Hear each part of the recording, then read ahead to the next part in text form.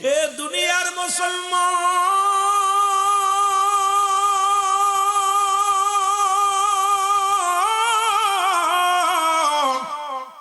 ভিক্ষুক বলে আবু জেহেল রে সেই লোকটার দেখা দাও। এবার আবু জেহেল ডাকতে বলে ভিক্ষুক ওই দেখো, ওই যে আমার নবীর চতুর্থ খলিফা হযরত আলী রাদিয়াল্লাহু তাআলা বয়া বয়া মসজিদের বারান্দার পাশে বয়া বয়া রব্বে কারীমের প্রেমে পাগল, আমার আল্লাহর ডাকে নবীর দুরূদ পড়ে বয়া বয়া। ফকির যায়া আবু মুসলমান হযরত আলী রাদিয়াল্লাহু তাআলার কাছে সালাম দিলেন, আসসালামু আলাইকুম ভাই আলী। আলী বলে ওয়ালাইকুম আসসালাম। বলে তুমি কেন আসছো আমার কাছে? বলে আপনি আমারে কিছু ভিক্ষা দেন, সাহায্য দেন, কারণ আমার কাছে আমি আবার হযরত আলী 3 দিনও না হারে, নবীজি 7 দিনও না হারে। আমার নবীর পেটে পাথর বাঁচছে জমিনের মধ্যে রে, রহমতের নবী খোদার যন্ত্রণায় পেটে পাথর লাগাইছে রে। ছেড়ে খোদা হযরত আলী 3 দিনও না হারে গো। যখন আলীর কাছে সাহায্য চেয়েছে, ভিক্ষা চেয়েছে, আলী ডাক দিয়ে বলে রব্বে কারীম আমার দরবারে ফকির আসছে, আমি কি করে ফিরাইবো? আল্লাহ আমার কাছে তো কোনো খাবারও নাই, কোনো টাকাও নাই, কোনো দেরাম নাই, কোনো মোহরও নাই, আমি যেই লোকটা হাত তাড়ালো আমি তারে কি দিব? ফকিরকে ডাক দে বলে আলী রাদিয়াল্লাহু তাআলা ডাক দে বলে বাবা ফকির রে, তোমারে কে পাঠাইছে আমার কাছে? আপনার কাছে নাকি অনেক ধন সম্পদ আছে, আপনার কাছে হীরা আছে, মুক্তা আছে, স্বর্ণ আছে। আলী রাদিয়াল্লাহু তাআলা বুঝতে পারছে কোন দুষ্ট লোকে পাঠাইছে, কারণ ফকির আসিয়া আমাকে বলে আপনার কাছে সোনা দানা হীরা জহর আছে। আলী রাদিয়াল্লাহু তাআলা ডাক দে বলে মিসকিন রে ও ফকির, তোমারে কে পাঠাইছে? বলে হুজুর ওই যে দেখেন, ওই যে লোকটা দেখা যায়, ওই লোকটার কাছে আমি গিয়েছিলাম, ওই লোকটা আমাকে বলছে তুমি আমার কাছে কি চাও?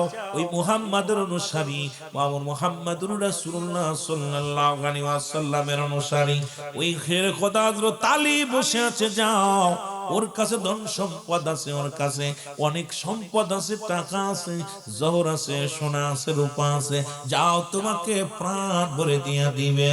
আমার হযরত আলী চিন্তা করে আরে আবু জেহেল আমারে পাঠাইছে আমার নবীকে অপমানিত করার জন্য, সুতরাং এখন যদি আমি খালি হাতে ফিরাই দিই আমার ইসলামের অবমাননা হবে, আমার নবীর অবমাননা হবে, কারণ আমার নবী তো রহমতের ভান্ডার। আল্লাহ বলে মা আরসালনাকা ইল্লা রাহমাতাল লিল আলামিন। জোরে জোরে চিল্লায়া বলা যাবে না মারহাবা। সেরে খোদা হযরত আলী চিৎকার মেরে দে বলে মালিক,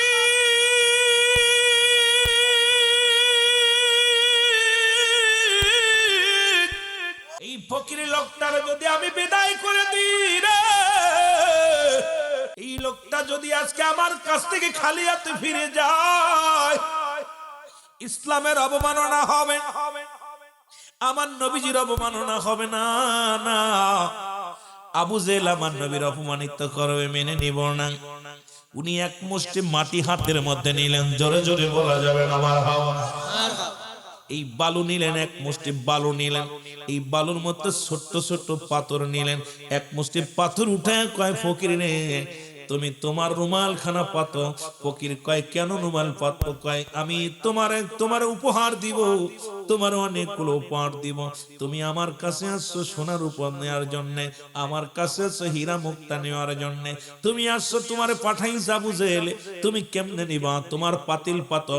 ফকির রায়গা যে আবু ফকির রায়গা কয় ও আলী আমার সাথে কি পাগলামি করো? কারণ তুমি উঠাইলে বালি, এক মুষ্টি বালি উঠাইলা, তোমার কাছে চাইলাম আমি সম্পদ দিলা না, এখন তুমি বালি উঠায় বলো আসল পাথর। ফকির কয় তুমি কি আমার সাথে ফাজলামি করো? কয় না রে ফকির না, তুমি আসল পাথর, তোমার চাদর পাথর। আরে চাদর পাথর। ফকির চিন্তা করে যেহেতু পাততে বলেছে চাদর পাতলাম। পাতিয়া কয় ফকির রে, আমি যেটা দিলাম এটা পৃথিবীর কাউকে দেখাবা না, শুধু আবু জেহেলের সামনে যায় এই পাতিলটা খুলবা, এই কাপড়টা খুলবা, মুটকি খুলবা, অন্য কারোর সামনে যে খুলবা না। জোরে জোরে চিল্লা বলা যাবে না মারহাবা। আলী রাদিয়াল্লাহু তাআলা ডাকতে কয় ও ফকির, তুমি চাদর পাথরে। হযরত আলী এইবার মাটিগুলো নিয়া নবীর উপরে দুরূদ পড়ে রে। মারহাবা বলেন না। ও বাতিলের দলের আসর, নবীর দুরূদের হাকিকত, নবীর প্রেমের হাকিকত। মুসলমান হযরত আলী 3 বার দুরূদ শরীফ পড়লেন। দুরূদ শরীফ পড়ে ডাক দেখে আল্লাহ, তোমার হাবিব অপমানিত হবে, তোমার হাবিবের অনুসারীরা অপমানিত হবে। আল্লাহ, এই বালুগুলো, এই পাথরগুলো তুমি হীরা মুক্তা মণি বানায়া দাও। জোরে জোরে চিল্লা বলা যাবে না মারহাবা। আমার বাবার আজকে রিয়াজুল জান্নাহ বেহেশতের বাগান। যদিও রাস্তা নেই, আমার আগের ভাই বলেছে আফজাল হোসেন ভাই, আমি বলি শোনো, রিয়াজুল জান্নাহ বেহেশতের বাগান আগে হলো বেহেশত, তারপরে হলো বাগান।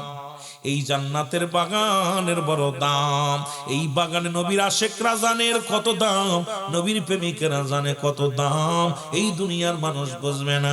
এবার যখন মুষ্টি নিয়ে হযরত আলী রাদিয়াল্লাহু তাআলা বালু দিয়ে দিলেন, এইটা নিয়ে আবু জেহেলের সামনে চলে গেলেন। আবু জেহেলকে ডাকতে কও ফকির, তোমারে কি দিছে ওই মুহাম্মাদের অনুসারী হযরত আলী কি দিছে একটু বলো। বলে দেশে দেখো আমারে দিছে, চাদর উপরে দিছে। আবু জেহেল তাকায় দেখে চাদরটা ভারী ভারী দেখা যায়। ওরে ডাকতে ডাকতে কয় ফকির রে, ও ফকির,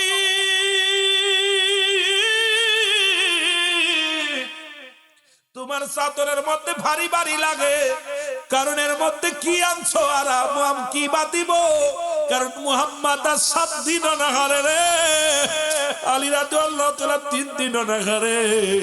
এই দুনিয়ার মধ্যে তোরে কি দিবে রে ফকির, কিন্তু তোর চাদরটা বড় ভারী ভারী দেখা যায়। জোরে জোরে চিল্লা বলা যাবে না মারহাবা। আর জোরে জোরে চিল্লা বলা যাবে না মারহাবা। আলী রাদিয়াল্লাহু তাআলা ডাকতে বলে আবু জেহেল রে, আমার আসলের মধ্যে দিছে অনেক জানি জিনিস দিছে, কয় খোলো একটু দেখি। যখন চাদর খানা খুলছে দেখে রে মনে মন হীরা মুক্তা মণি জহর এই চাদর খানার মধ্যে ভরা। আবু জেহেলের চোখ ছানা ভরা হয়ে গেছে। ঘটনাটা কি? আরে যে ব্যক্তি 3 দিন খানা খায় না, যার অনুসরণ করে সে 7 দিন অনাহারে, আর এই লোকটার কাছে এত হীরামণিক মুক্তা কই থেকে আসলো? এ তো নিশ্চিত রাজমহল থেকে চুরি করছে। এখনই তাদের কঠিন বিচার করতে হবে। মুহাম্মাদের অনুসারীরা আসর, মুহাম্মাদের অনুসারীরা চুরি করছে। এই বলিয়া ফকিরকে ধরে নিয়ে বলে চল মুহাম্মাদের কাছে যাব, আজকে মানুষের সামনে তার মুখোশ উচ্ছন্ন করব, কারণ মুহাম্মদ তো বড় বড় কথা কয়। আজকে মুহাম্মাদের অনুসারী হযরত আলী চুরি করছে। একে ধরে নিয়ে রওনা হয়ে গেল। আমার বাবারা শুনে নাও, আমার নবীর কদমে নিয়ে গেলেন। আমার নবীর যে আবু জেহেল ডাকতে কয় মুহাম্মদ ভাতিজা শোনো, ভাতিজা রে, আমি তোমার কালেমা পড়ি নাই ঠিক আছে, তোমার আমি অনুসরণ করি নাই ঠিক আছে, তবে তোমার অনুসারীরা যে এই জমিনের মধ্যে বড় চোর, এই রামণিক মুক্তা জ্বর চুরি করছে, এটা আবার ফকিরে আসল ভরে দিছে, এই না চাদর ভরে দিছে। আমার নবীজি আলীর দিকে তাকায়, আলী রে ঘটনাটা কি একবার বলো রে আলী।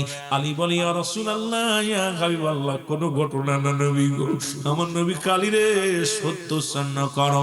এবার নবীজির সামনে আলী দাঁড়ায় গেলেন, এবার ওই ফকিরও দাঁড়ায় গেলেন। আমার নবী ডাক দে বলে ফকির রে বলো কি হয়েছে, আমার কাছে বিস্তারিত বলো। ফকির বলে ইয়া রাসূলুল্লাহ ইয়া হাবিবাল্লাহ, নবী গো আমার ঘরের মধ্যে কোনো খাবার নাই, ঘরের মধ্যে কোনো খানা নাই। আমার ছোট ছোট ছেলে মেয়েরা ক্ষুধার যন্ত্রণায় ছটফট করে, ছোট ছোট ছেলে মেয়েরা কান্নাকাটি করে। ইয়া রাসূলুল্লাহ, আমি বাবা হয়ে সন্তানের কান্না সহ্য করতে পারি না। পৃথিবীর এমন কেউ কি আছে রে সন্তানের কান্না দেখে নীরব থাকতে পারে? যে বাবা পৃথিবীর সবচাইতে নিষ্ঠুর, সেই বাবার সামনেও যদি সন্তানের চোখের পানি পড়ে, ওই বাবা সইতে পারে না। জোরে জোরে চিল্লায়া বলা যাবে না, ঠিক কিনা? ওরে আমি যদি যাই গো মারা, আমি যদি যাই গো মারা বিদেশের মাটিতে, লাশটাই আমার পৌঁছাই দিও মায়েরি কোলেতে। রে লাশটাই আমার পৌঁছাই দিও মায়েরি কোলেতে। ওরে আমি যদি যাই গো মারা, আমি যদি বিদেশের মাটিতে, লাশটাই আমার পৌঁছাই দিও মায়েরি কোলেতে। রে লাশটাই জন্মের পরে যে কোলেতে রাখছে আমার মা,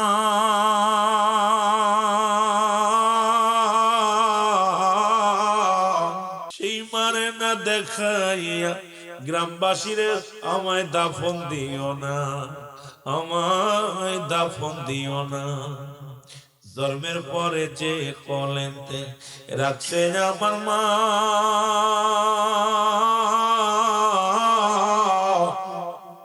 সেই মারে না দেখাইয়া আমায় দাফন দিও না, আমায় দাফন দিও না। মায়ে মুখটি একবার দেখলে পারে, মায়ে মুখটি একবার দেখলে পারে শান্তি পাবো কবরে। লাশটাই আমার পৌঁছাই দিও মায়েরি কোলেতে। রে লাশটাই আমার, আরো জোরে জোরে বাজানেরা ধর্মমন্ডলের বাবারা বলেন, লাশটাই আমার পৌঁছাই দিও মায়েরি কোলেতে। বলো লাশটাই আমার। এই জগতে মায়ের মতো নাই কেউ আপন,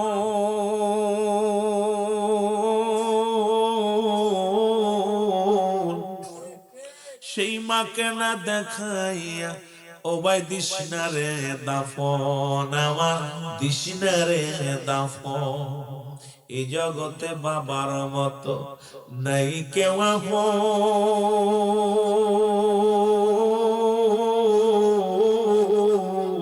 সেই বাবা মাকে না দেখায়া আমার পড়াশোনার কাপন, তোরা পড়াশোনার কাপন। আমার মায়ের মুখটি দেখলে পারে, আমার বাবার মুখটি দেখলে পারে শান্তি পাবো কবরে।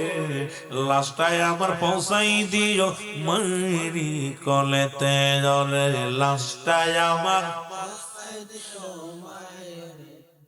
খালা বলো ফুফু বলো মায়ের মতো নয়,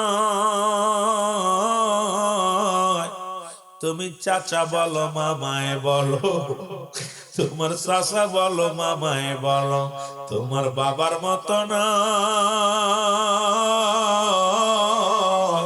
যতদিন মা থাকবে ধরায় কাঁদবে সন্তানের আশায়, যতদিন বাবা থাকবে ধরায় কাঁদবে সন্তানের আশায়। ও মায় হস্ত তুলে করবে দোয়া, মায়ে হস্ত তুলে করবে দোয়া, নাজাত দামর সন্তান রে। বাবা হস্ত তুলে করবে দোয়া, বাবা হস্ত তুলে করবে দোয়া, নাজাত দামর সন্তান রে। ওরে সে মারে না দেখাইয়া পড়াশোনা কাফন। গ্রামবাসী রে, এলাকাবাসী রে, একটা দাবি কইরা যাই। গ্রামবাসী রে, একটা দাবি কইরা যায়। বাবা মা থাকলে আমায় না দেখায় বিদায় দিস না ভাই, তোরা বিদায় দিস না ভাই। ওরে আমি যদি যাই গো মারা, আমি যদি বিদেশের মাটিতে, আমার রব্বে কারিম তো শিখাতে রব্বির গামগুমা কাবা রব্বায়ানি সগীর। আজকে কে যেন ধর্মমণ্ডলে মারে হারাইলাম, কি যেন বাবারে হারাইলাম। নবীর প্রেমিক হইয়া আজকে মাহফিল থেকে চোখের পানি ছেড়ে কাঁদবাল্লাম। ওই বাবা মারে তুমি নাজাত দিয়ে দিও, আব্বা মার কবরখানা তুমি জান্নাতের টুকরা বানায় দিও। বাবা মারা গেলে 6টা হক থাকে সন্তানের। আজকে যারা সেখানে আসো যুবক, আব্বা মার প্রতি সন্তানের 6টা হক। 1 নাম্বার তাদের জন্য মাগফিরাত কামনা করতে হবে, 2 নাম্বার তাদের জন্য সবর রেসানি করতে হবে। আজকে ধর্মমণ্ডলবাসী বড় ভাগ্যবান, তাদের সন্তানগুলো দোয়ার জন্য একটা জায়গা পেয়ে গেছে। আজকে তাদের জন্য দোয়া করার একটা অমূল্য সময়, রব্বি কারীমের দরবারে কান্দার সময় পেয়ে গেছে।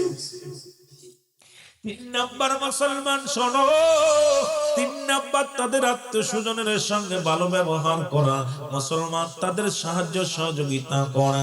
4 নাম্বার মুসলমান বাবা মার শরীয়ত মোতাবেক ওসিয়ত পূরণ করা, মুসলমান শুনে নাও।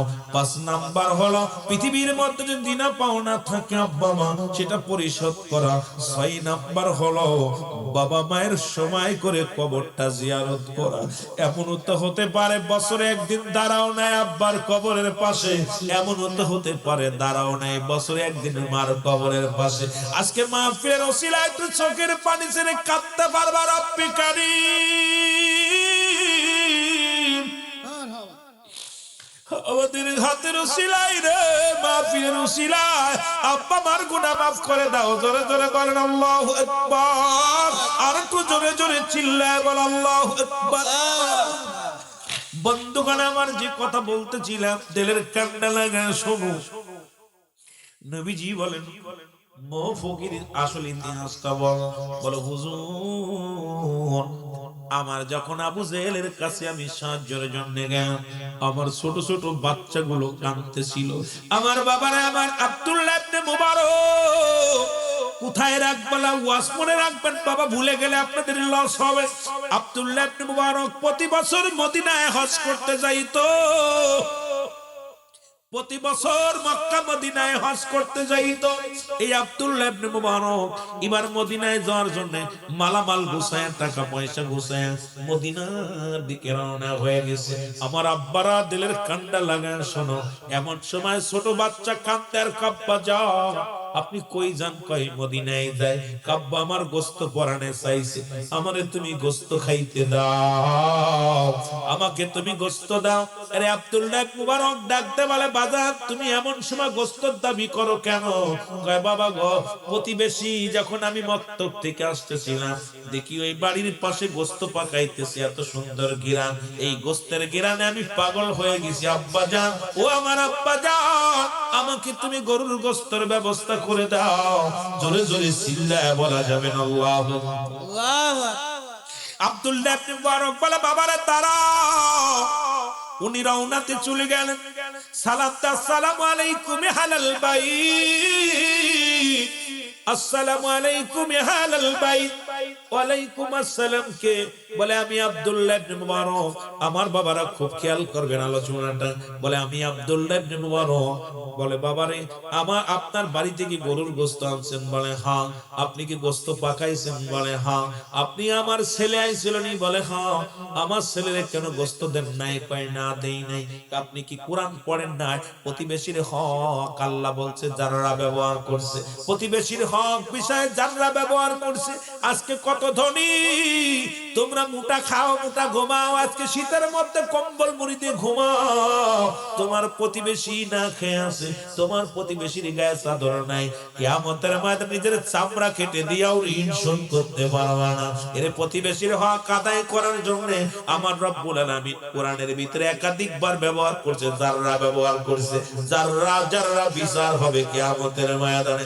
আজকে কত ধনী আমার দেশের যদি এই হক প্রতিবেশীর হকটা আদায় করতে পারতাম, আমার দেশে কোনো ধনী গরিব থাকতো না। জোরে বলেন ঠিক কিনা? আব্দুল্লাহ ইবনে মুবারক ডাকতে বলে ভাই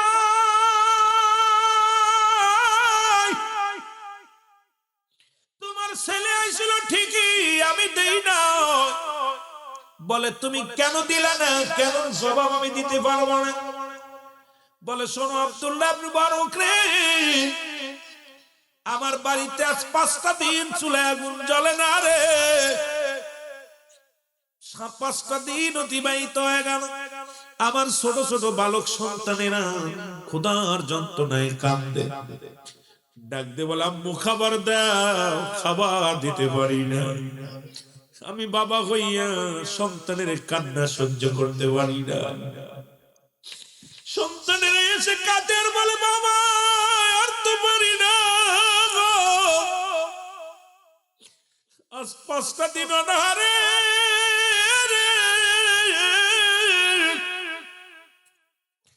আমি বাবা হইয়া প্রতিদিন বাজারে যাই, কোনো কাজ পাই না, শূন্য ব্যাগ নিয়ে বাড়ি ফিরে আসি। আজকে যখন বাজারের দিকে রওনা দিলাম, ছোট ছেলেটা এসে পায়ের মধ্যে পড়ে ডাক দেবল আব্বু,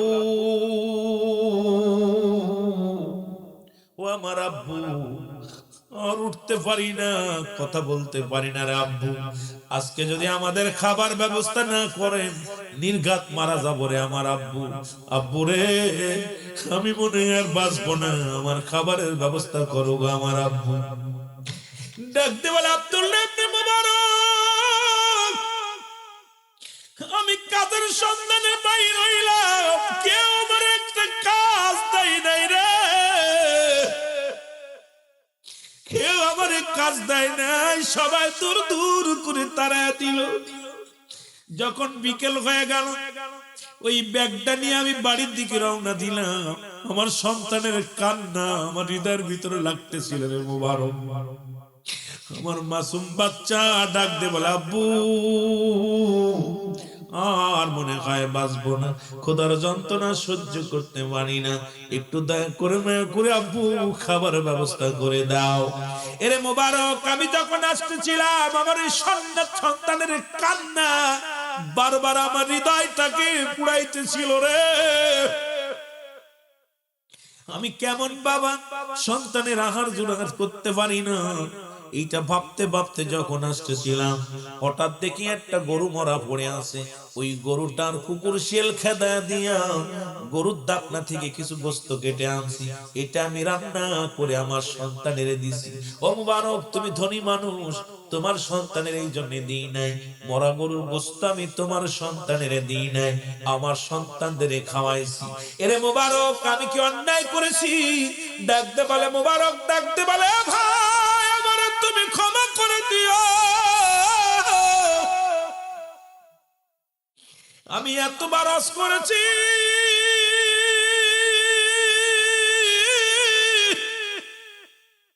আমি যতবার আজ করেছি রে,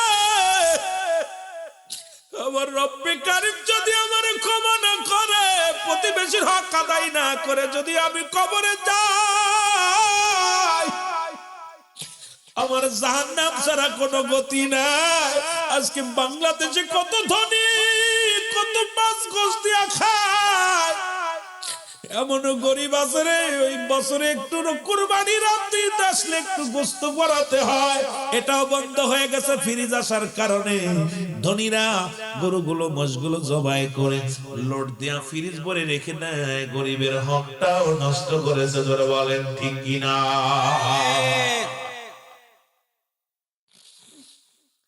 আব্দুল্লাহ ইবনে মুবারক ভাই আমারে মাফ করেন, দাঁড়ান আমি আসতেছি। বাড়ি গেছে, যায় বিবিরে ডাক দে, বিবি তাড়াতাড়ি যা যা আছে গুছাইয়া দাও, আমি মদিনা যাব, মক্কা মদিনায় যাব না। বলে কেন? বিবিরে আমার আল্লাহ আমারে মাফ করবেন, আমি অনেকবার ফসে গেছি, আমার প্রতিবেশী আজ 5 দিন না খেয়ে আছে, আমি খবর নিতে পারি নাই। এই প্রতিবেশী যদি আমার জন্য বরদোয়া করে আল্লাহর দরবারে যদি জবাব দেয় চায়, আমি কিছু জবাব দিতে পারবো। তাড়াতাড়ি টাকা পয়সা স্বর্ণ অলংকার খাবার নিয়ে রওনা হয়ে গেল। এসে ডাক দে বলে আসসালামু আলাইকুম ভাই, এই নাও তোমার সন্তানদের সুন্দর করে খানা খাওয়াও, আরো আমি দিব যদি লাগে, তবে আমারে তুমি মাফ করে দিও, আমি মদিনায় আজকে যাব না। মদিনায় গেলেন না মোবারক, 45 দিন পরে হাজী ভাইয়েরা দেশে ফিরে আসলেন। এসে মোবারকের বাড়ি চলে আসে, এসে বলে, ভাই মোবারক তুমি কেমন মানুষ গো, একই তাঁবুর মধ্যে ঘুমাইলাম, একই সাথে তপ করলাম, তুমি আমাদের না বলে কবের ফ্লাইটে আসলাম, তুমি কেমনে করে চলে আসলা? আব্দুল্লাহ ইবনে মুবারক কয়, খোদার কসম করে বলি আমি এ বছর মদিনায় যাই নাই, এ বছর আমি হজ করতে যাই নাই। আরে সবাই বলে, মুবারক রে তুমি হাজী মানুষ, মিথ্যা কেন বলো? এরে তুমি তো হাজী মানুষ, মদিনায় একসাথে তপ করলাম, একই তাঁবুর মধ্যে ঘুমাইলাম, একই জায়গায় খাইলাম, একই সাথে রাসূলুল্লাহ রওজা জিয়ারত করলাম, তুমি বলো মদিনায় যাই নাই, মিথ্যা বলো কেন? মুবারক কয়, খোদার কসম করে বলি আমি এবছর মক্কা মদিনায় যাই নাই। ইলহামের মাধ্যমে ডাক দেবার রব্বে কারীম, ও মুবারক তুমি কি জানো না এবছর যত হাজীদের হজ কবুল হয়েছে তোমার ওই দান করার ওসিলায় আমি আল্লাহ এত খুশি হয়েছি। এই বছর যত হাজীগণ আসছে সব হাজীর হজ আমি আল্লাহ কবুল করে নিয়েছি। ধরে বলেন মারহাবা। মুবারক রে তোমার সাজাইয়া তোমার মহল্লা থেকে যারা আসছে তাদের সামনে ঘুরাইছি, তাদের সঙ্গে তোমাকে আমি তপ করাইছি, তাদের সঙ্গে কথাবার্তা বলাইছি রে মুবারক। সুতরাং তুমি বড় ভাগ্য, আমি আল্লাহ তোমার উপরে রাজি হয়ে গেছি। আজকে কত ধনী ধনী ধন সম্পদ নিয়ে কতই না জমিদারি করে, গাড়ির মালিক গাড়ি নিয়ে মুসলমান অহংকার করে, বাড়ির মালিক বাড়ি নিয়ে অহংকার করে, জমির মালিক জমি নিয়ে অহংকার করে, কিন্তু প্রতিবেশীর হক নষ্ট করে যাও। খোদার কসম, খোদার কসম, যদি 1000 বার তুমি হজ করো, প্রতিবেশী যদি তোমার উপরে সন্তুষ্ট না থাকে আমার আল্লাহ তোমার উপরে রাজি খুশি হবে না। জোরে জোরে চিল্লায়া বলা যাবে না আল্লাহু আকবার। এরে ডাকতে বলে, দয়াল নবী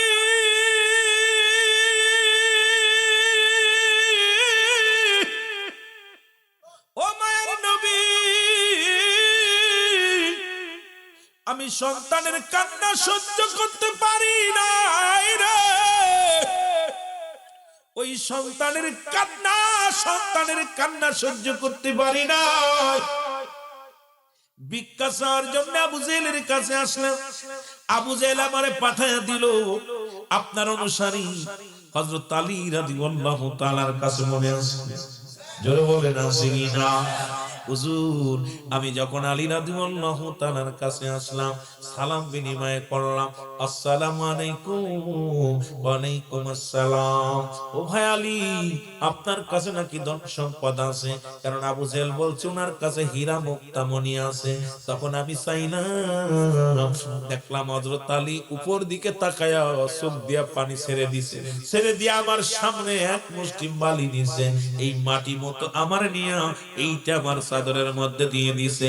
ইয়া রাসূলুল্লাহ, ইয়া হাবিবাল্লাহ।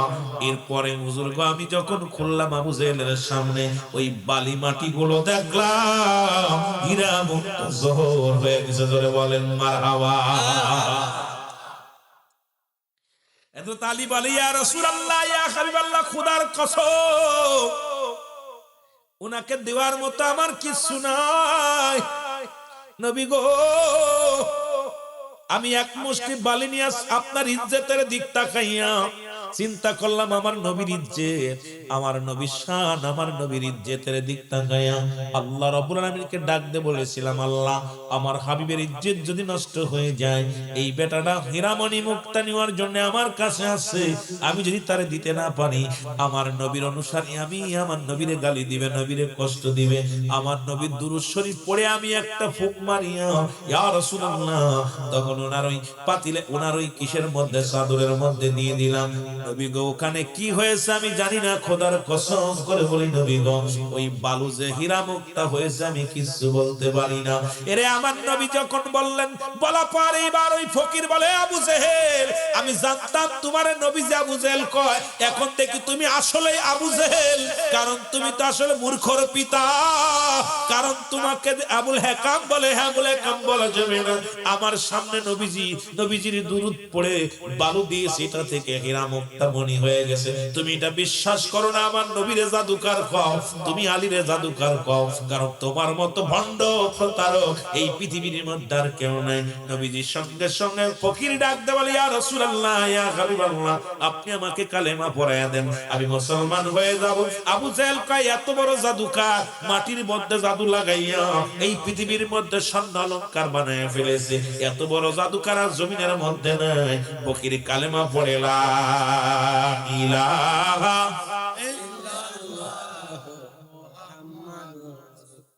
সাল্লাল্লাহু আলাইহি ওয়াসাল্লাম, আশহাদু আল্লা ইলাহা ইল্লাল্লাহু ওয়াহদাহু লা শারীকা লাহু ওয়া আশহাদু আন্না মুহাম্মাদান আবদুহু ওয়া রাসূলুহু। জোরে জোরে চিল্লায়া বলা যাবে না মারহাবা। মহব্বতের সঙ্গে দুরূদ শরীফ পড়েন, আল্লাহুম্মা সাল্লি আলা সাইয়্যিদিনা মাওলানা। আরো জোরে বলেন, ওয়ালা আলি সাইয়্যিদিনা।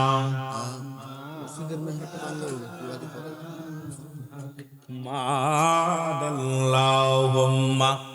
পাশে চেয়ার নিয়ে বসেন, বলেন আর একটু আগায় নাকি বলেন।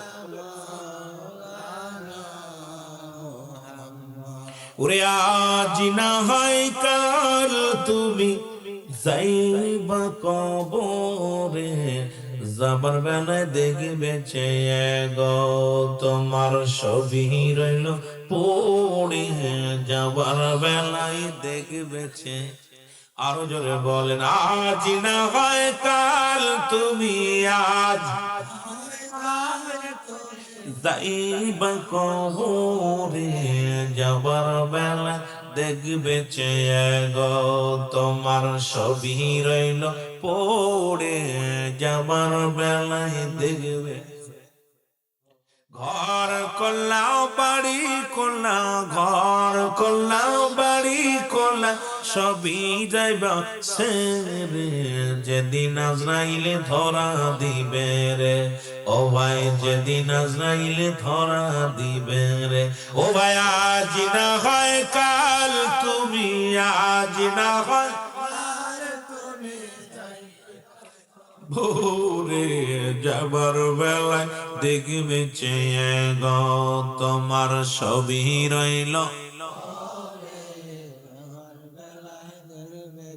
তোমার দাদাই গিয়েছে বাবাই গিয়েছে, দাদাই গিয়েছে বাবা, কেউ আসলো না ফিরে। দাদাই গিয়েছে বাবাই গিয়েছে, কেউ আসলো না ফিরে, তোমার তো যাইতে হবে রে। ও ভাই অন্ধকার কবরে তোমার তো। ও ভাই আজ না হয় কাল তুমি আজ যাইবা কবরে, আজ না হয় যাইবা কবরে, যাবার বেলায় দেখবে চেয়ে গো তোমার ছবি রইল পড়ে, বেলায় দেখবে। এই দুনিয়ার মুসলমান শুনে নাও, আবু জেহেল চিন্তা করে রে, আজকে ফকির আমারে ঠগা দিল গো। উনি দৌড়া যাইয়া দুইখানা মুসলমান, তিনখানা জহর পাথর নিয়া হাতের মধ্যে নিয়া কয়, আবু জেহেল এ বাতিজা মুহাম্মদ, আজকে শেষ পরীক্ষা হয়ে যাবে গো। ওরে মুসলমান শুনে নাও, আমার হাতের ভিতরে কি আছে যদি বলে দিতে পারো, কথা দিলাম তোমার মধুর কালেমা পড়ে মুসলমান হয়ে যাবে। জোরে বলা যাবে না আল্লাহ। নবীর এক সাহাবী ডাকতে কয়, আবু জেহেল রে, তুই কতবার কসম কাটবি রে? কতবার তুই দুনিয়ার মধ্যে কসম কাটবি, তোর কপালে আর কালেমা নেই, তোর নসিবে কালেমা নেই। যুবক বন্ধুরা রে, আবু জেহেল হাতের মধ্যে নিয়ে 3 টুকরা জহর পাথর নিয়ে, এ মুসলমান শোনো, ডাক দে বলে বাতিদা মুহাম্মদ, ওদিনে তো তুমি আমারে ঠগাইলা, বালু দিয়া তোমার দুরূদ পড়িয়া স্বর্ণ বানায়া ফেলেছে, হীরা মুক্তা বানিয়ে ফেলেছে। আজকে যদি আমার এই হাতের মধ্যে কি আছে যদি বলে দিতে পারো, আমি মনে করব তুমি আল্লাহর পয়গম্বর, তুমি আল্লাহর প্রেরিত রাসূল, এর মধ্যে কোনো সন্দেহ নাই। আমিও কালেমা পড়ে তোমার প্রতি ঈমান আনবো। আমার নবী কয়, বা ও চাচা আবু জেহেল রে, যদি তোমার হাতের মধ্যে যে জিনিস আছে এটা যদি কালেমা যদি বলে দেয় গো, ওইটার যদি জবান খুলে যায়, তুমি কি কালেমা পড়বা? কয় বাতিদারে কি বলতে চাও? এটা এত সম্ভব না, এত জাদু পারবা না, তুমি বড় জাদুকার হতে পারো নাই, ছোট ছোট জাদুকার, তুমি পারলে তো আমি কালেমা পড়ে নিব। নবী হাতের দিকে তাকাই, আশাহাদত আঙ্গুল মোবারক হাতের দিকে ইশারা করে বলে, আল্লাহ, আবু জেহেল হাতের মধ্যে কি আছে বলে দিতে বলো আল্লাহ। সঙ্গে সঙ্গে হাতের ভিতর থেকে চিৎকার মেরে কালেমা পড়া শুরু করেছে পাথর, লা ইলাহা ইল্লাল্লাহু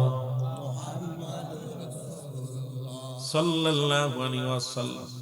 আবু জেহেল কায়ার বাতিজাত মনে করছিলাম ছোট জাদুকর, তুই বড় জাদুকর রে, কাপ সারছে কয়া পালান দিস।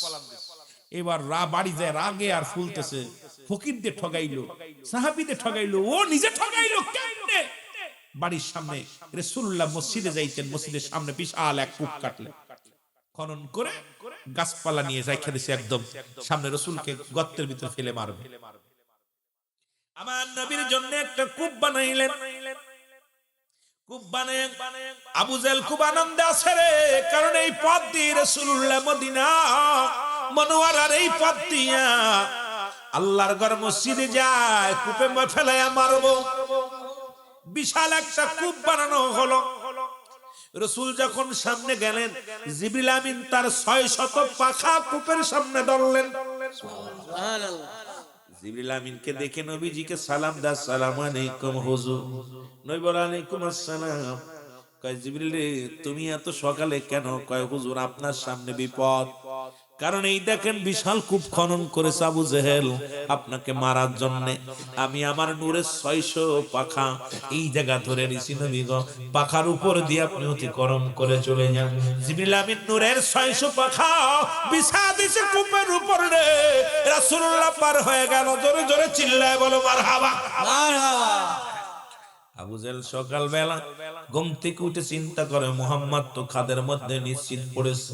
আস্তে আস্তে করে চলে গেলেন কূপের কাছে, যাইয়া কূপের ভিতরে দেখে রে, তাকায় তাকায় তো জোরে জোরে জিকির করেন, লা ইলাহা, আরো জোরে,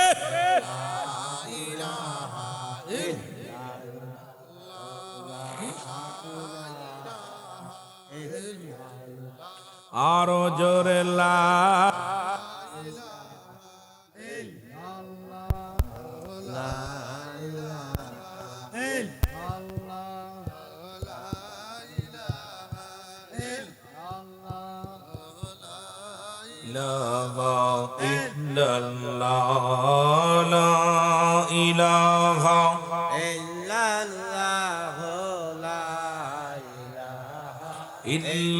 ইল্লাল্লাহু মুহাম্মাদুর রাসূলুল্লাহ সাল্লাল্লাহু আলাইহি ওয়াসাল্লাম। আমার বন্ধুগণ, আবু জেহেল যখন কুলে আসলো গো, যের ভিতরে রাসূল নিশ্চিত পড়ে গেছে রে, উকি মেরা দেখতে গেছে আবু জেহেল পাঁচ ইসলার ভিতরে পড়ে গেছে। আল্লাহু আকবার বলো। পড়ে যা আবু জেহেল অত্যন্ত খুশি, বাতিজা মুহাম্মদ আছে এর ভিতরে, আমিও আছি এই জায়গায়, সুতরাং মুহাম্মাদের যদি বিপদ না আমার হবে না। কিন্তু আবু জেহেল চারিদিক তাকায় দেখে মুহাম্মদ তো নাই, আমি একা। আল্লাহু আকবার। প্রথমে একটু সাহস পাইছে যে যেহেতু মুহাম্মদ আছে এর ভিতরে, তা আমিও পড়েছি, ভয়টাই নাই, জাদুকারের সাথে আছে। নাউজুবিল্লাহ বলেন না। এখন চারিদিক তাকায় দেখে খালি আমি একা। আবু জাহেল চিৎকার মারা শুরু করলো, কে কোথায় আছে রে বাঁচাও, কে কোথায় আছে রে? আবু জাহেলের ডাক শুনিয়ে লোকজন দৌড়ে চলে আসলেন। হাত দেয়, ধরবে ধরবে, সোয়া হাত নিচে, যত বড় হাত হয় সোয়া পায় না। রশি নিয়ে আসলেন, লম্বা রশি, রশি এনে ভিতরে ফেললেন। ওই এক হাত ছোট পড়ে যায়, দুই গাছ জোড়ায় এক হাত ছোট পড়ে যায়, তিন গাছ জোড়ায় ছোট পড়ে যায়। আবু জাহেল চিন্তা করে কাম সারছে রে, খালি এক হাত দূরে। তোরা সন্ধ্যে শোন, এই গর্তে থেকে বাঁচানোর মতো একজনই আছে এই দুনিয়ার মধ্যে, তিনি আমার বাতিজা নূরের নবী মুহাম্মদুর রাসূলুল্লাহ সাল্লাল্লাহু আলাইহি ওয়াসাল্লাম। জোরে জোরে চিল্লায়া বলা যাবে না মারহাবা? মারহাবা।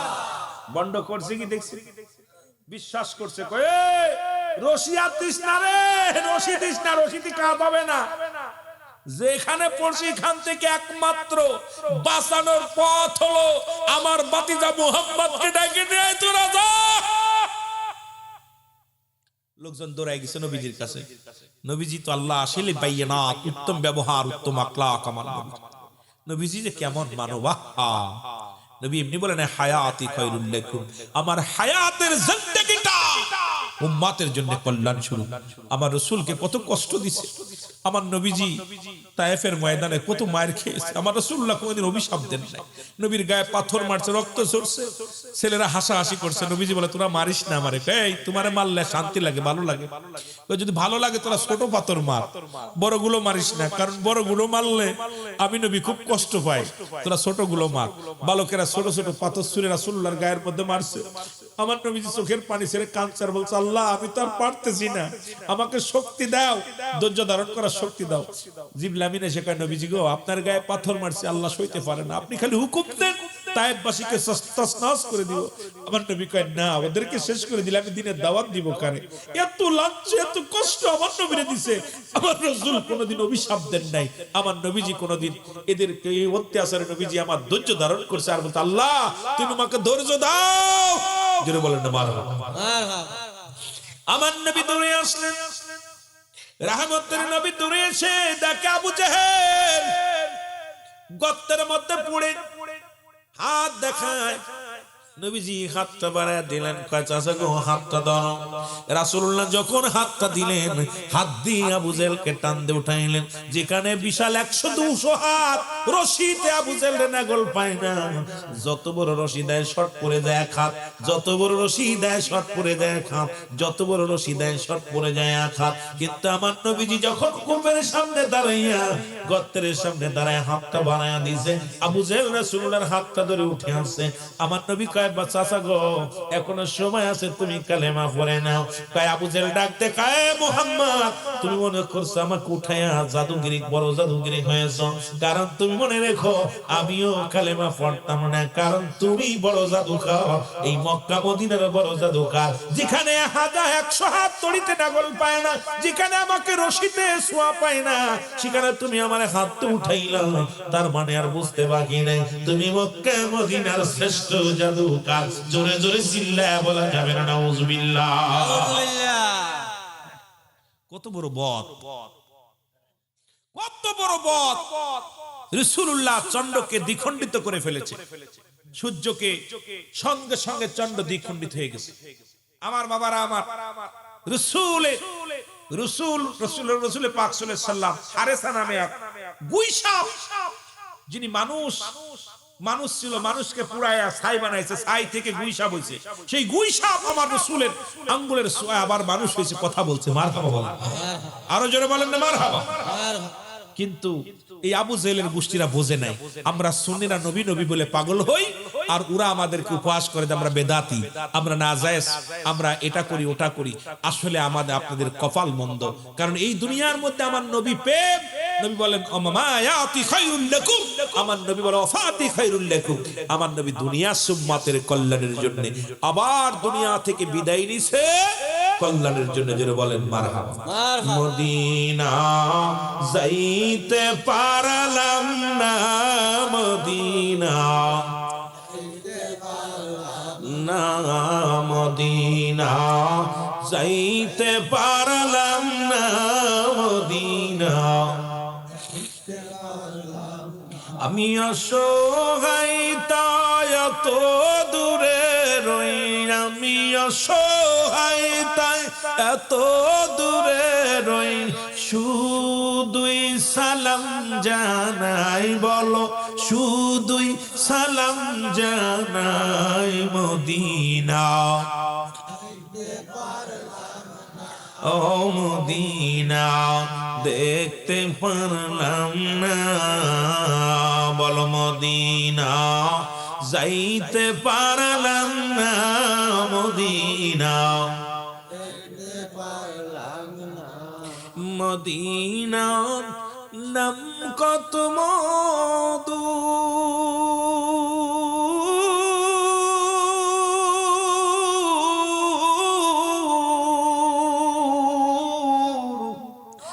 মদিনা আর যে কত দূর,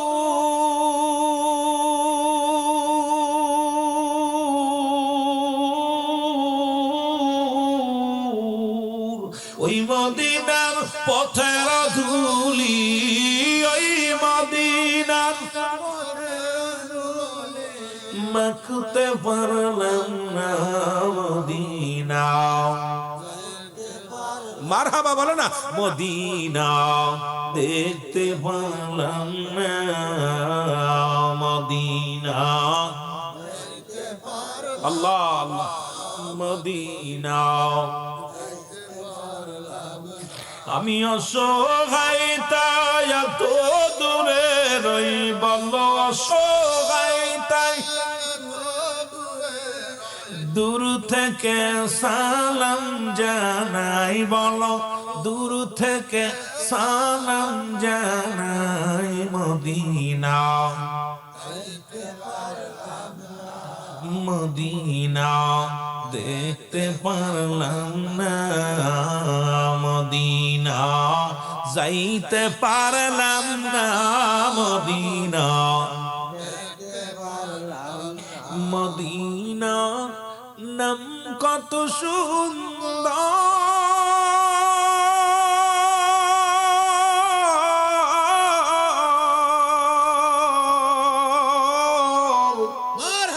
মদিনা কেরে সে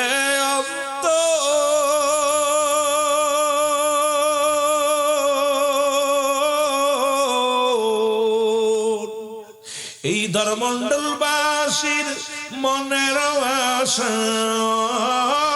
ওই মদিনার ধুলা গবালি মাখতে পারলাম না, মদিনা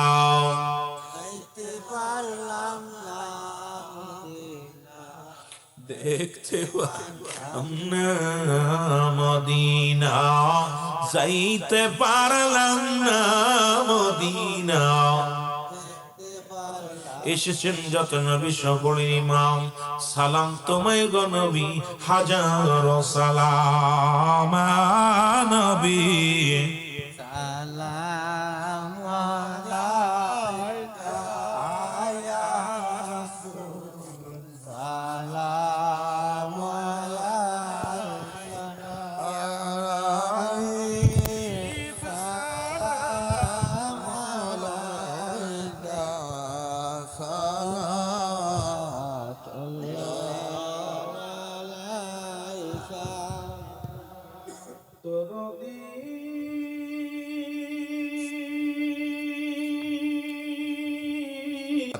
সাহাবীরা তোমরা আমি একটা মসজিদ বানাবো, সর্বপ্রথম কি বানাবো? কার ঘর? যারা বলেন কার ঘর? আল্লাহর ঘর। আইবান শরীফ বলে ইয়া রাসূলুল্লাহ, ইয়া হাবিবাল্লাহ, আমার বাড়িটা আপনাকে দান করে দিলাম। খুব খেয়াল করবেন কি দান করলাম?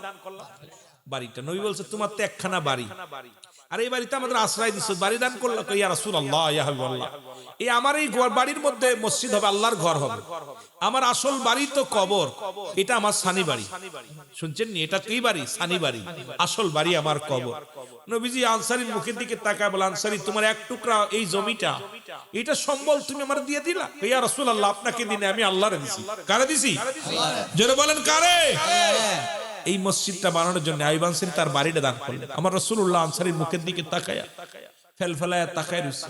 আনসারী বলে, ইয়া রাসূলুল্লাহ এই দুনিয়ার জিন্দেগি আমি কদিন থাকবো? চিরস্থায়ী মসজিদখানা আল্লাহর দরবারে যাবে, কবুল হবে, আল্লাহর ঘর হবে, সেখানে আমি আনসারী কদিন বাঁচবো?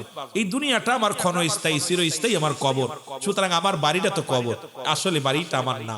নবীজি জমি পাইলেন, রাসূলুল্লাহ জমি পাওয়ার পর বলতেছে, ও আমার সাহাবীরা আমি মসজিদ বানাবো। সুবহানাল্লাহ বলেন। তোমরা কে কি পারবা আনো। সাহাবীরা যাদের দুইটা গাছ ছিল, একটা কেটে আনে, কেউ খাজুরের ব্যাগ আনে, কেউ আপনার ওই আনে, আপনার ওই খড়কুটা নিয়ে আসে, কেউ আপনার পাথর নিয়ে আসে, টেনে টেনে নিয়ে চলে আসেন হুজুর সাল্লাল্লাহু আলাইহি সাল্লাম মসজিদ বানানোর জন্য। সাহাবীরা এমন পাগল হলেন, যার যা ছিল সেখান থেকে এগুলো এনে রাসূলের কদমে হাজির করলেন। জোরে বলেন মারহাবা। সুন্দর একটা মসজিদ বানাইলেন আমার নবীজি। কার ঘর? সর্বপ্রথম হিজরত করে কার ঘর বানাইলেন? আজকে দরমন্ডলের জমিনে, আজকে এই জমিনের মধ্যে মসজিদের কাজ, মেম্বার ভাঙবে। এখানে মেম্বারের জন্য আপনাদের কোন দরদি বান্দা যদি থাকেন যে আমি এই মেম্বারটা আমি করে দিব, এই মেম্বারটা করার মতো